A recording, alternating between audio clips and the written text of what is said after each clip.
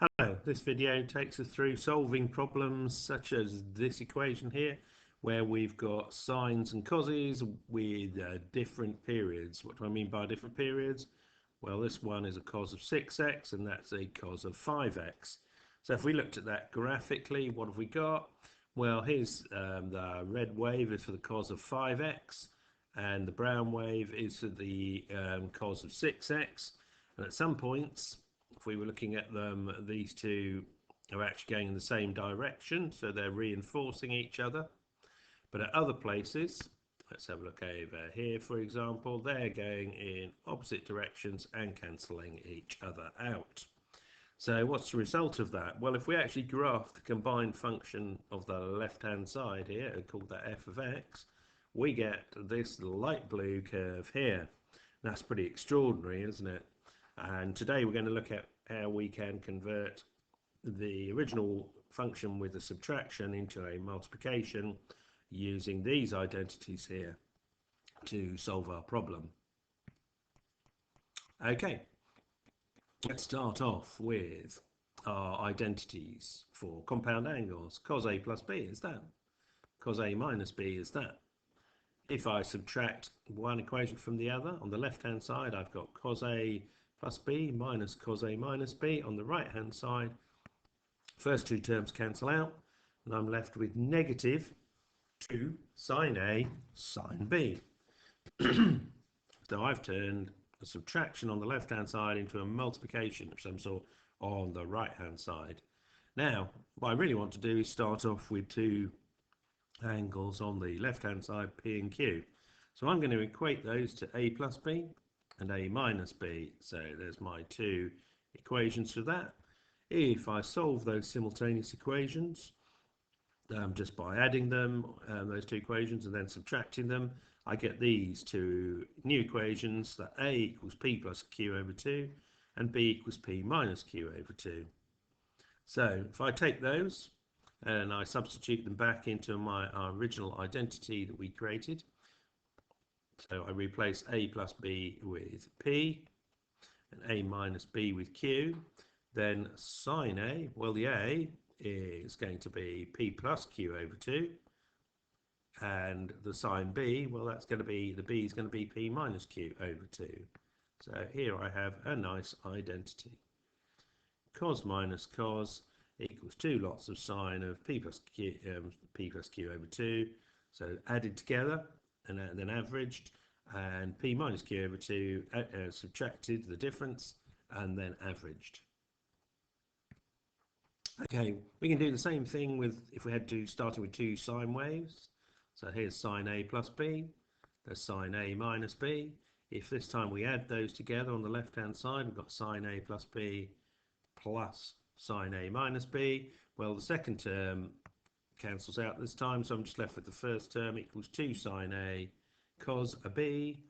Again, I equate P is going to be equal to A plus B, Q is going to be equal to A minus B.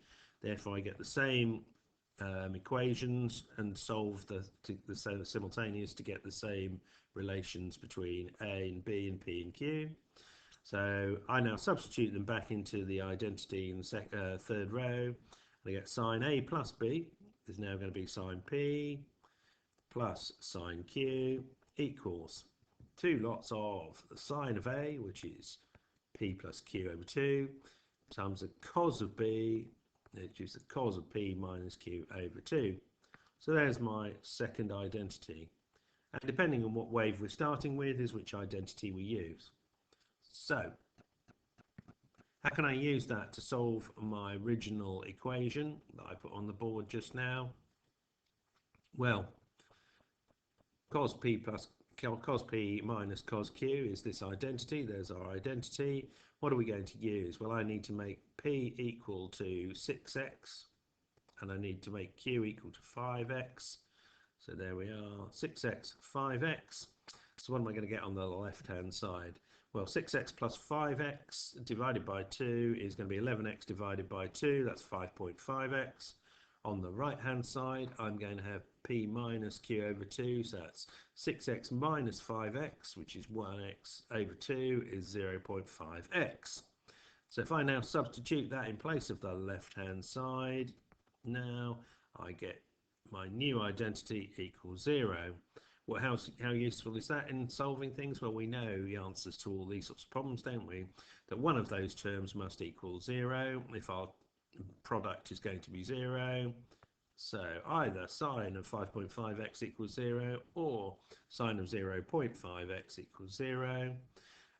Looking down the left-hand side then, if the sine of 5.5x equals 0, then we know 5.5x must be some multiple of pi, because that's where sine wave is 0 all the time, isn't it? And all these points along here, every time it crosses, it's going to be equal to 0. That's what we're using. So dividing through by 5.5, which is the same, yeah, it's 11 over 2, so we're going to get 2 over 11. We end up with this set of solutions on the left-hand side. And on the right-hand side, we've got sine of 0.5x equals 0. So 0.5x must equal a multiple of pi, and therefore, when I multiply through by 0.5, that's the same as multiplying by 2, isn't it? The x must equal some even multiple of pi. Let's just have a look at our graph and see whether that makes sense. So on the left-hand side, we've got these solutions here. The left-hand side's creating all these solutions here at 2 11ths of pi apart, aren't they? So that's the left-hand side all the way through. There we go. That's 1, 2, 3, 4, 5, 6, 7, 8, 9, 10 solutions I think we've got there in that gap. And then the right-hand side here is creating these solutions here as well, isn't it? They're also appearing in the left-hand side in this example, but they might be appearing in different places depending on whether we're looking at sines and causes. So that's how it works, and that's how we can use it mathematically. It's also very useful in real life with sound waves. So if I take two sound waves, thus let's start with a natural A, so that's got a frequency of 440 Hertz. Then I play another note on top of it, which is at 441 Hertz. So I'm now adding a sine wave 441 to a sine wave 440. So what's going on here? Well, here we're using the sine cos version of our identities. So that's going to be P, that's going to be Q. So in the sine wave, we're going to have P plus Q over 2, which is going to be 440.5 Hertz frequency. And then for the cos wave, we're going to have the difference. So we're going to have P minus Q over 2, which is going to be 0.2 Hertz. So what does that mean? Let's look at this graphically. So if we look at our blue, 2 sine 440.5 T dash, that's giving us our inner curve here, our light blue. Can you see it's got lots of peaks and troughs in it? It's not exact. This isn't exactly a 440 in the diagram, by the way, because if I did, it would be too close together for you to see. So I've just used something so you can see it. So that's called the phase wave. That's basically the average of the two waves we just put in. But on the outside, we've got this purple envelope. Here's the envelope here, yeah, and that's being driven by the other term here, the cos 0.2, sorry, 0.5.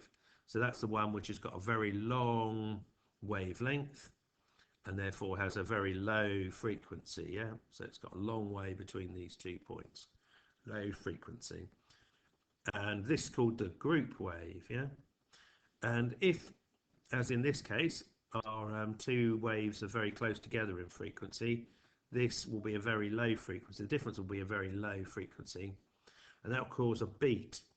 Now you hear these sort of vibration beats, low beats. Say if you're on an aeroplane, a prop plane, where you've got two propellers and they're turning just slightly different speeds, you get a low vibration going through the whole of the aircraft cabin. And so you've got to watch out for these sorts of vibrations, these group waves being generated. So there you have it. Here's my summary page. You need to pause and copy down. We're going to convert, if we've got different periods, Yeah, there and there, different periods, 6x and 5x.